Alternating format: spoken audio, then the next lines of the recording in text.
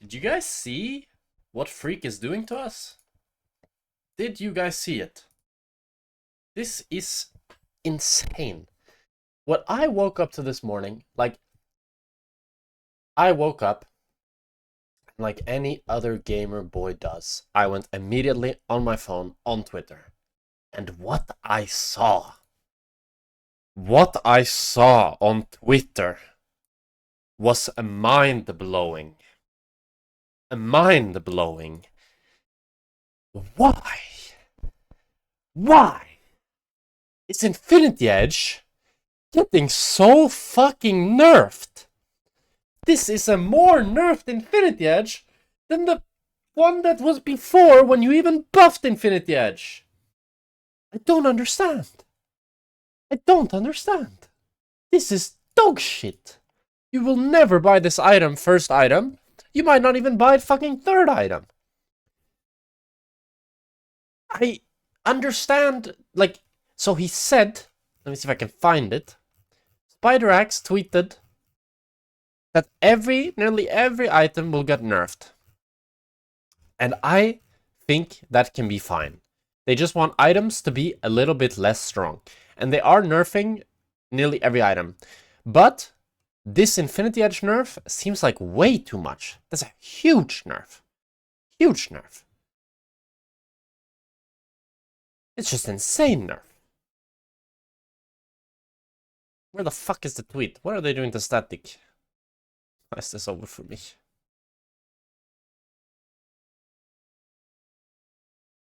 What are they doing to... Are they nerfing Lord Dominic's? They better be nerf Dominic's then. But there's no way. Phantom Dancer nerf. Opportunity nerf. Nabori nerf. Mortal Reminder. Oh my goodness gracious. My goodness gracious. Where's my Lord Dominic's? Where is it? Where's Lord Dominic's? Ah! 35 AD? Not that bad, actually. It's not that bad. This one's actually not that bad. The IE and the Mortal Reminder one is way worse. The Mortal Reminder costing fucking 3,200 gold? What the fuck?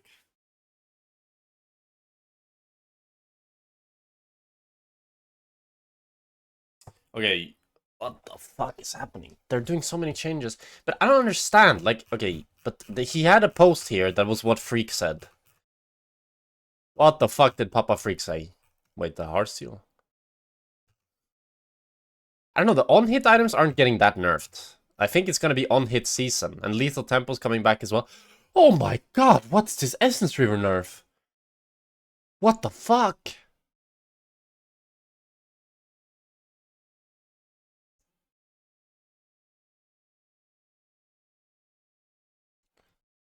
Bloodthirster's getting more nerfs? Oh wait, no, this is a buff. Oh.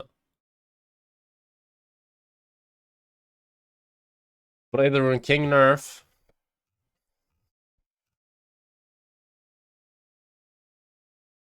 Okay, let's see, where's the thing he did with Freak? Where's what Freak said? Freak.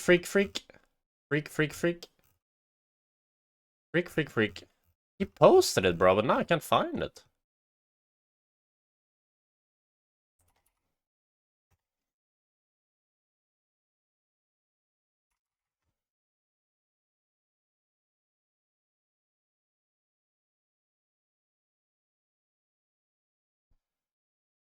Quick, buff the chain, relatively light. This is a shield. She can whimsy the, but like patches this size every single.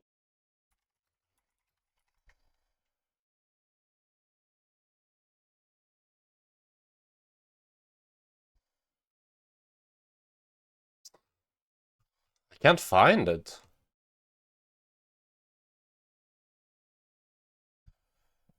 Okay, let's read here. Oh, I need to have a sip of my coffee after this. Okay. The third ranked split of 2024 is nearly upon us. But before you hop into your first ranked game of the split, here's a rundown of some of the changes coming alongside Split 3. Champion emphasis, combat pacing, and snowballing. Let's start with the biggest change you'll notice going into this split, the global item nerfs. Simply put, we're removing 5 to 15% stat efficiency from almost every legendary item in the game. Those changes get us several important benefits, slowing down combat pacing, reducing snowballing, and making champions themselves take up a larger portion of the power budget. This might be a popular opinion, but I really agree. I think this is great. I think it's really good when the champion's kit is the reason why the champion is strong and not because of items. I think when runes and items are the reason champions feel strong, it's a lot less satisfying than when it's the champion's kit that feels strong. However, why are we nerfing Infinity Edge? And why are we nerfing it so hard? What the fuck? It's not even that strong. Nobody's buying it first item. At least, like, okay, you can make it cost more. You can make it give less AD. But don't do both? What the fuck? This is supposed to be, like, if there is one item that is supposed to be strong, it's Infinity Edge. It's the keystone item. It's the pillar item of crit champs. Don't nerf that. Nerf all the other shit that you have to buy regardless. Did they nerf Rabadon? Probably they nerfed Rabadon as well, no? I think those two items shouldn't get nerfed. They should be strong. They are supposed to feel insane when you hit them. I don't like that. That's the one thing I don't like. Well, let's see what more they have to say. Most players queue for a game of League because they want to play a champion. We don't see anyone load into the game and get excited to play Infinity Edge. I agree. And I have talked about this so much. I've actually, legit, I think I've been one of the few people that have talked about this so much, especially when runes were really OP. And I was saying, nobody's excited to pick the rune. They're excited to play their champ. They don't want to play the strong rune, they want to play the fun champ. Nobody's excited to buy an item when they queue up. They want to just play the fun champ, right? And I agree with this a lot.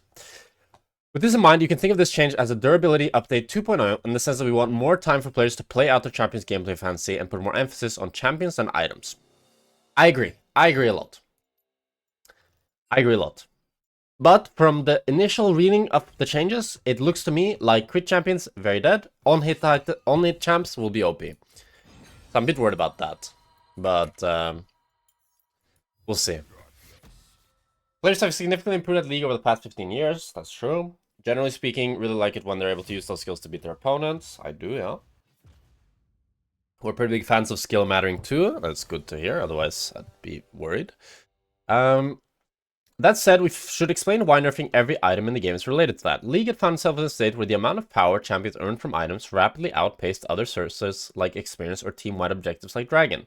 While we hadn't had directly increased the amount of gold in the game that much over the years, I mean, with plates, they added a lot of gold. For sure. You all got a lot better at things like lasting minutes and also staying alive in order to last at those minutes. That's true as well. People got better at getting gold. Just in general. Like, if you go back many years ago, people couldn't fucking farm anywhere. You know? Only in, like, fucking Challenger could people farm. But now, people in Plat can farm, people in Emerald can farm. Of course, the Challengers still farm better, but... Oh, wait, we're on new patch now, so I can't pick Seri. What the fuck am I picking? They picked Jhin. Shibal. There goes Saya. Oh, he picked Senna. What the fuck am I picking? Smolder's dead, no? Ah. Shit. Wait, I can't log in! Fix the fucking game! What the fuck is this? What? I didn't dodge? Hey?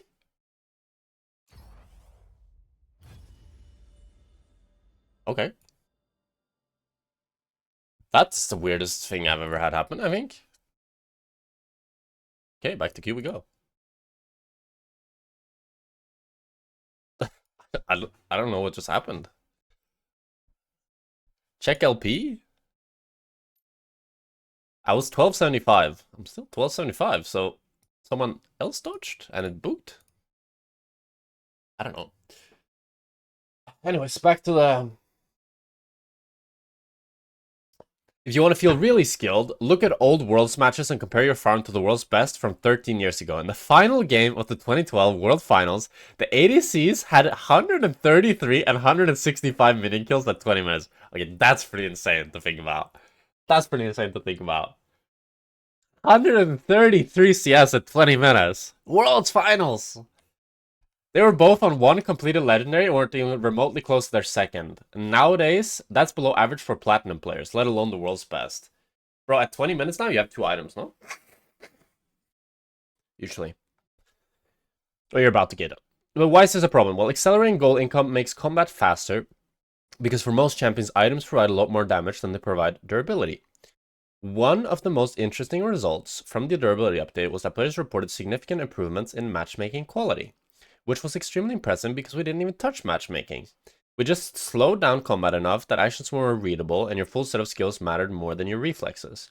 So in the interest of making combat more readable, lowering the amount of snowballing in the game, and overall making the game more fun to play, we hope, we've taken 15% of stat efficiency off almost every legendary item in the game. The current goal for these changes was to slow down the pace of fights. Champions should move more slowly to reward proper positioning, have more downtime between actions so each one matters more, and only have access to significant burst damage if their champion is built around bursting their opponent.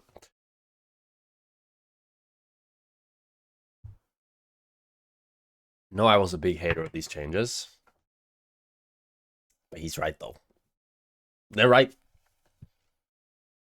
They are really right. They're hitting the nail on the head. And I'm surprised. I'm quite shocked, honestly, that they identified this and are doing this solution, which I think is really good. But please, my Infinity Edge, please, man, my Infinity Edge. Let me have my Infinity Edge. That's all I ask. Just the Infinity Edge. You can nerf my Static Shade, you can nerf my Bloodthirster, you can nerf my Bork, you can nerf my fucking PD, Hurricane, I don't give a shit. Nerf my Collector, nerf my Essence River, nerf everything. Everything. But let me have a good Infinity Edge. Please, for the love of God.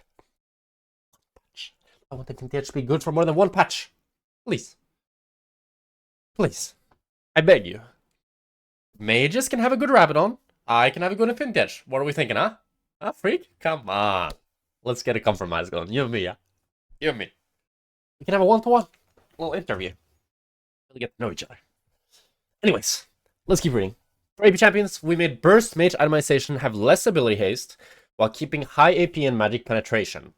Meanwhile, other mages will still have ability haste options, whether they're mana or non-mana users, across squishy or beefier archetypes. We also generally lowered the amount of magic resist on non-tank items to make squishy champions have a harder time surviving AP burst thresholds. For fighters, we pushed for larger differences among Skirmisher, Diver, and Juggernaut items. We targeted around 20% power budget into defense for Skirmisher items and close to 50% for Juggernauts, with most items falling in between those marks. To hit those goals, we raised the health on several Diver and Juggernaut items to make sure they stood out as clearly beefier than other classes in the game. Okay, so far, what I'm reading is fair. I think it's fair. Skirmishers and casters also got Cyril's Grudge back, while Black Cleaver was shifted to be more appealing to divers. We also changed tank items to have more resistances, which should make them more appealing for fighters who themselves needing to frontline. Lastly, we nerfed sources of movement speed on most other classes, meaning fighters are most likely to have the mobility edge in combat. Oh, then we get ADCs. Monka. There's not as much to say about ADCs, since they mostly have damage and more damage, but we've generally lowered the amount of level scaling in their items, since they already multiply each other with gold better than other item systems. They're one of the only range classes with consistent access to movement speed that's been lowered as well. I'm worried, guys. I mean, the thing is,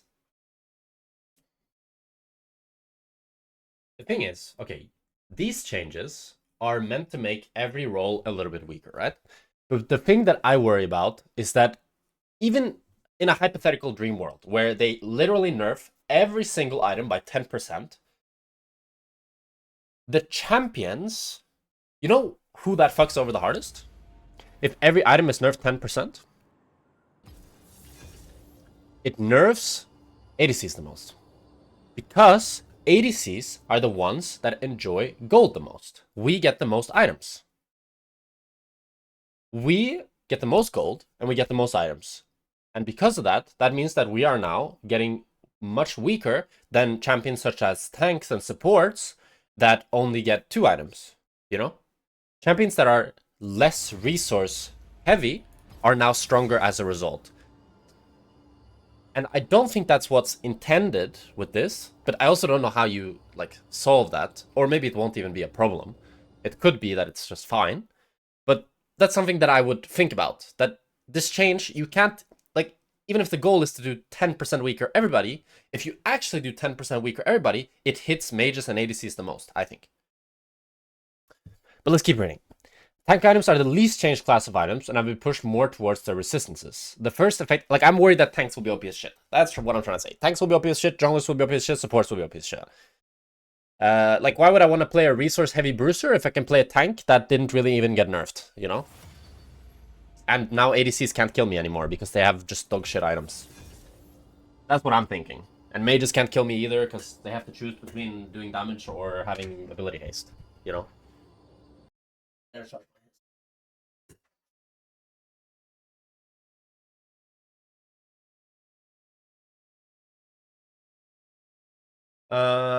Taking the fact that this will make them more appealing to many melee classes who get health in several of their core items.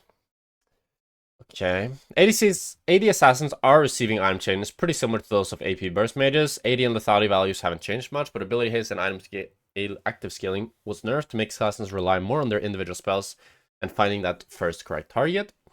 Enchanters generally got their items simplified, stripping out mechanics that had added power but weren't the primary draw of the item. They've lost the ability to give allies bow and moon speed outside of Shurelius, and generally lost their AP, making them a bit worse offensively, while having relatively less impact on their supportive aspects. Overall, these changes are intended to reduce the amount of moon speed and ability haste in the game, reduce burst access for non-burst classes, lower overall damage, and increase the amount of durability items give relative to their other stats. With less efficient items, a champion's individual strength should really shine in a way that haven't in a while. The game should also be less snowbally, as gold tends to snowball much more than experience does. Our hope is that going forward, combat is more skill expressive and that fights are more readable with slightly slower champions, fewer spellcasts, and more willingness to be a tank or at least become tankier. Their goals are good, I think. Their goals are good. League was feeling a little bit earthy. You know, a little bit earthy. Champions were pretty damn fast. And had very high ability haste. I enjoyed it. But I do think, you know, more of a blast of the past and reducing the overall power level of all champs isn't a bad thing. I think it can make the game more enjoyable for sure, and also make the game more skilled for sure. Next up, we have a much requested change. The return of lethal tempo. I did not think this was going to happen. I'll be honest. I remember a lot of people were crying when lethal tempo was removed, and I told them to shut it. It's not coming back. Look how wrong I was. Only a few months later, and it's already coming back. I didn't really miss it that much, to be honest. But with how much they've fucking nerfed every other option that ADCs can take, it's kind of needed to have it back, to be honest. Because for some reason, I wanted to go fleet, but that rune's been nerfed like 500 times because of mid lane. My bad, I guess. Fuck me. I don't want to play PTA. Fuck that shit. So, yeah, I'm happy that this is coming back. Let's see what their reasoning is for bringing it back. Lethal tempo proved to be quite problematic because I would let players skip itemizing attack speed, and while this change was net positive for the item system, we heard a lot of players' feedback that champions who favored lethal tempo felt like they didn't have a great alternative rune to take. Now that we have the time to adjust itemization without the shadow of lethal tempo looming over all attack speed items, we're re-adding a modified version that maintains the spirit of the rune. I was talking about this. I was saying that if they're bringing them back, it's not going to be exactly the same. So see what they're changing. It should still support heavy attack speed users, but without also pushing out attack speed itemization. It still gives stacking attack speed when attacking enemy champions, but now that attack speed no longer scales up with your level. Instead, once you reach max stacks, your attacks will deal bonus damage on hit, which scales with both your level and your bonus attack speed. Oh. It's just an on-hit rune now. Kinda. That's a little bit boring, to be honest. A little bit boring. That's just an on-hit rune. But it'll probably maybe still be used on champions like Jinx. They also don't say if it still has the range increase. Or no. I'm not sure if it does. It'd probably say, no? It doesn't have range increase? Okay. No range increase. Okay. Not sure. Not sure. It'll be good on Kalista, Twitch, Kog'Maw, Varus, Vayne, Kai'Sa maybe, yeah. Jackspektra I don't know if it'll be good on like 2023 Jinx, Superstar ADC Caitlyn, Superstar. Raven. Hello? These types of Shine champs. bright on the EU sky, my friend. Will still be good for Yasuo and Yeon. Actually, I'm not sure. Think how Lithium much Lithium do them for the Prime? The Prime's... Anyway else, what's the Prime? Prime's free, guys. September, maybe? Thank you very much, Lithium. Appreciate it. Let's keep going. We expect many of the previous users to also appreciate this version of Lethal Tempo, but be less bound to it in a way that warped their play and itemization. I mean, I see what they're doing. So the problem they had with the previous Lethal Tempo was that you could just go Lethal Tempo and not buy attack speed. So now when they're reintroducing Lethal Tempo, they make it actually scale with attack speed so that you're incentivized to buy attack speed when you go Lethal Tempo. The problem I see is two things. Won't it be really easy to hit the cap? And also, it maybe narrows down who uses Lethal Tempo too much. We'll see. We'll see. Then we got Biscuit's delivery. We've thought a lot about mana availability in the rune system. You can get a ton of mana from runes now, which in turn makes mana items matter less. And while we're okay with items being weaker, we don't want them to be wholly unnecessary.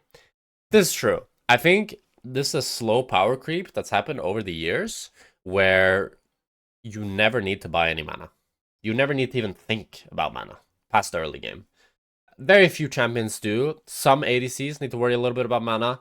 Some mid laners. But overall, I think especially another thing is the global blue buff, which I think makes mana even less matter. But I think the global blue buff is fine because it's like, it's a duration. You can't expect to always have global blue buff, right? So you still need to play around it.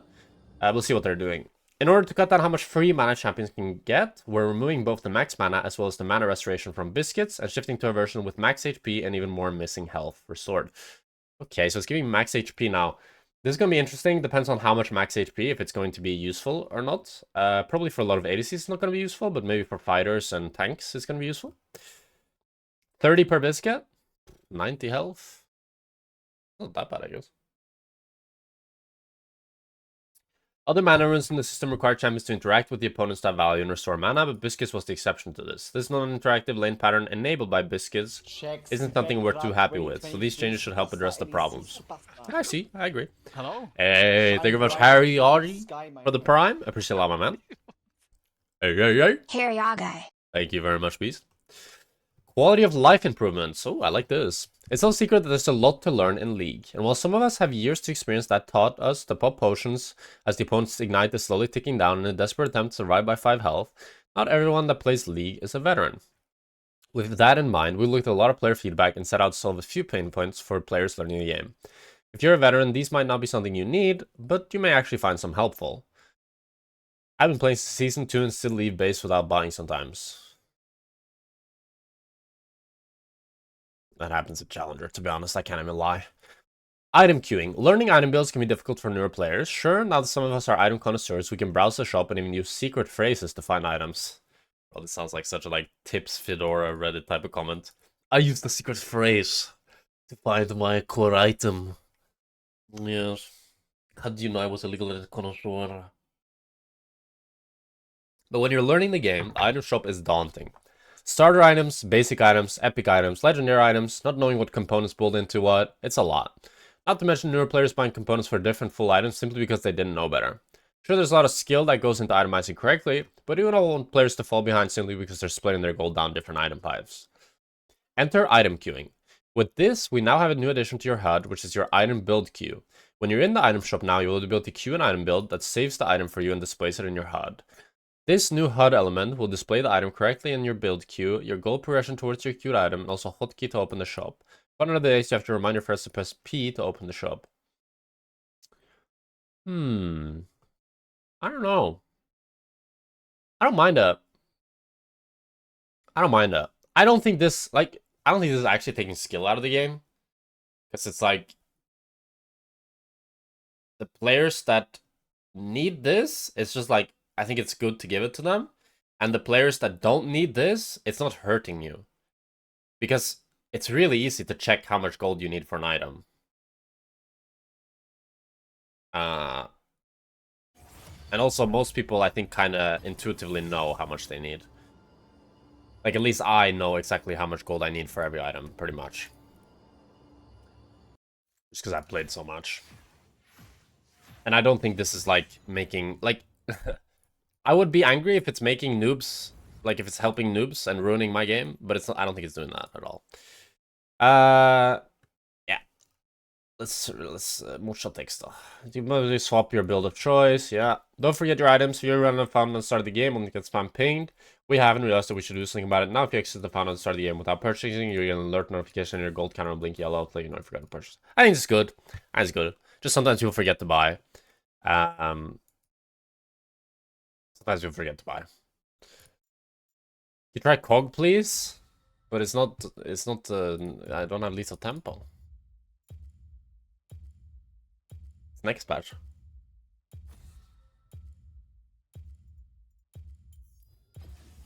Go PTA, who cares? But I want to wait for lethal tempo.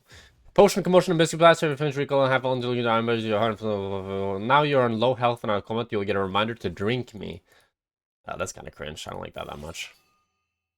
We need to tell people to use their potions. Drink me! Drink me! Fuck my picking. Wait, I forgot to read the patch notes, to be honest. Let's see who's buffed and then pick that. Buffed? Jinx. Oh. That's how I pick a ADC.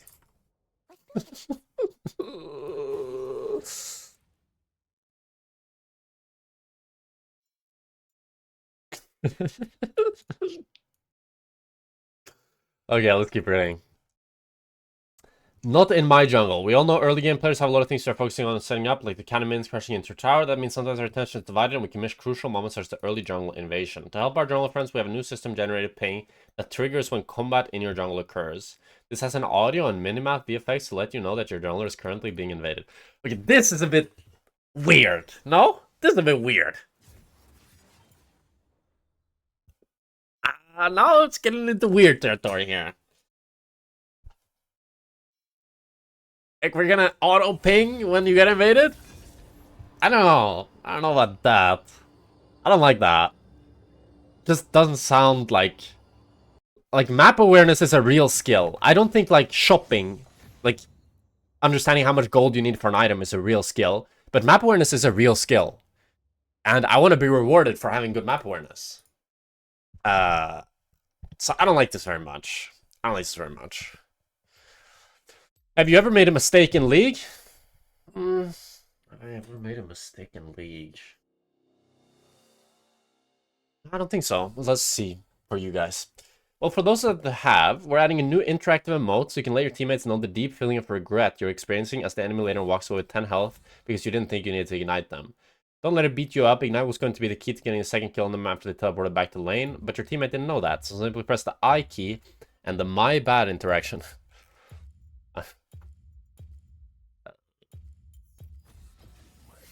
The my bad interactive emote will pop up to express your sincere apologies. Then your teammate can respond by using the same interactive emote. And just like that, all of your transgressions have been forgiven and the two of you can go on to win the game and become the best of friends. Good change. An ironically good change. People are too insecure to type my bad, but if Riot makes it easy... Bro, what is happening with the client? The client is fucking broken! Hello? Oh, I swapped. In carnage, I bloom like a flower in the dawn. Let's put some yin. Oh, but I can go Dark Harvest, no? Because Fleet's even more nerfed. I need to actually read these patch notes, bro. Why pick Jin? He's not buffed, but he's not nerfed either, and he was already strong. And I can go Dark Harvest. I have to Dark Harvest. I have to Dark Harvest. I have to Dark Harvest. I have to harvest. Let's go Relentless Hunter. I want to be fast.